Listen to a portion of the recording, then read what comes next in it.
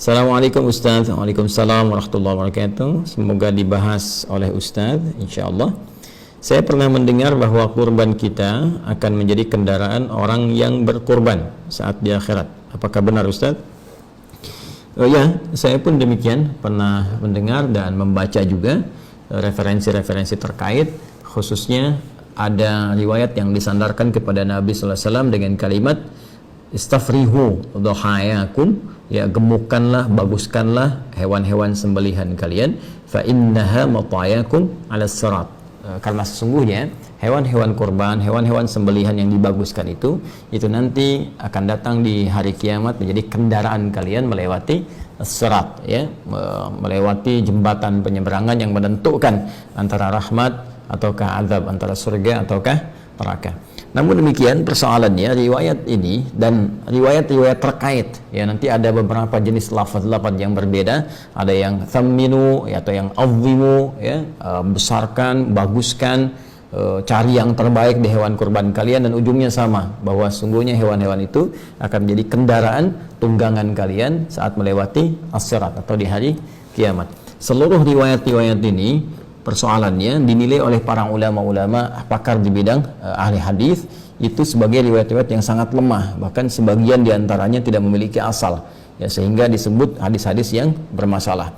Bahkan Ibnu Arabi Al-Maliki menyebut hampir seluruh hadis-hadis yang terkait dengan keutamaan-keutamaan penyembelihan korban, ya, yang dimaksudkan keutamaan ini yang berlebihan, yang seperti tadi disampaikan, itu tidak ditemukan kekuatannya, ya, atau dipandang lemah, ya, dalam persoalan-persoalan terkait dengan keutamaan-keutamaan penyembelihan hewan kurban.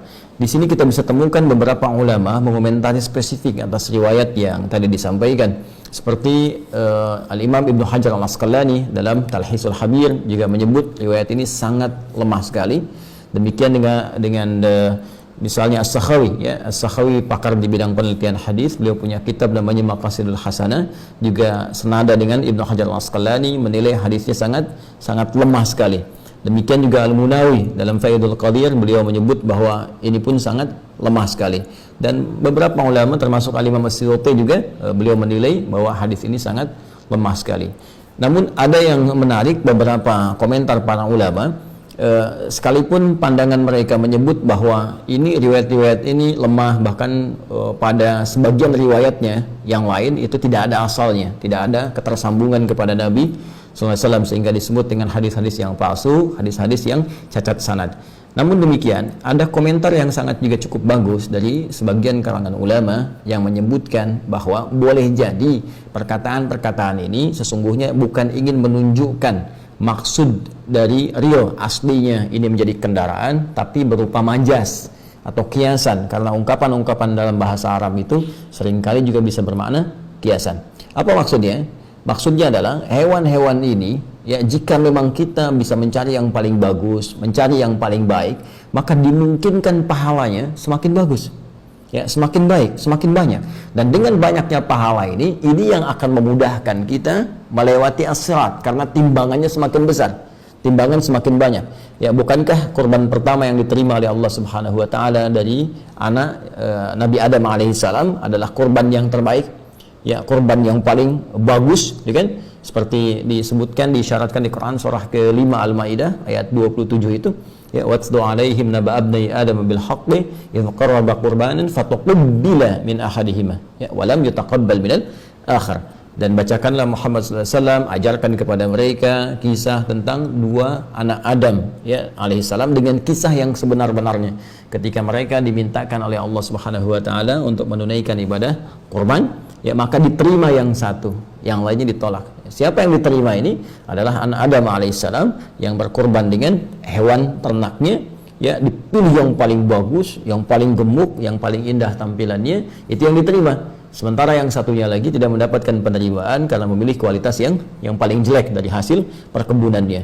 Nah, ini di sini, ya, kemudian terlihat bagaimana kesungguhan untuk berkorban itu, sampai-sampai ketika Allah pun menurunkan surah Al-Kautsar ya kepada Nabi Muhammad SAW yang menjamin surga terbaiknya dengan segala keindahan nikmatnya, sampai-sampai Allah memerintahkan Nabi bersyukur untuk memperbanyak salat, kemudian juga berkorban, ya. Dan perhatikan kalimatnya, inna a'tainakal kautsar fasalli, ya, maka salatlah li rabbika, kepada Rabbmu, ya, wanhar, ya, dan berkorbanlah. Kalimatnya menggunakan nahar. Nahar itu sepakat dalam bahasa Arab digunakan untuk apa? Unta, ya, hewan sembelihan untuk unta. Sedangkan unta tingkat yang paling tinggi, yang paling bagus, yang paling besar, yang paling banyak manfaatnya. Nah, ini memberikan isyarat kepada kita bahwa jika kita akan berkorban, maka dengan anggaran yang mungkin kita bisa keluarkan, cari yang paling bagus hewannya. Jika harta kita misalnya cukup berlebih, maka dengan harta itu cari yang paling terbaik, ya, cari yang paling bagus, yang paling gemuk, yang paling banyak manfaatnya. Maka dari situ apa yang bisa didapatkan? Keikhlasan kita dengan berkorban itu yang menjadikan pahala bisa berlipat. Dengan pahala berlipat, mizannya semakin kuat, semakin berat, dan dengan semakin berat ini, itu yang berpeluang kemudian menghadirkan ridha Allah Subhanahu wa taala, menutupi kesalahan kita sehingga mempercepat kita melewati sirat.